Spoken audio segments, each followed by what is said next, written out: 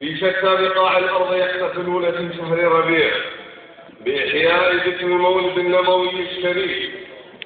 وقد أتيت من دولة نيجيريا وقد أقيم احتفال ضخم حضره 4 ملايين حسب تقدير قناة BBC الإنجليزية.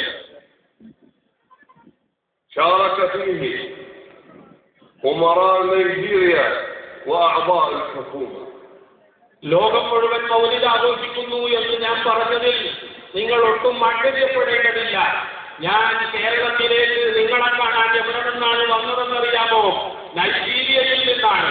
നൈജീരിയയിൽ ഞാൻ സംബന്ധിച്ച മൗലിദ് യോഗത്തിൽ BBC-യുടെ റിപ്പോർട്ട് പ്രകാരം 40 ലക്ഷം വിശ്വാസികൾ സംബന്ധിച്ചിരുന്നു.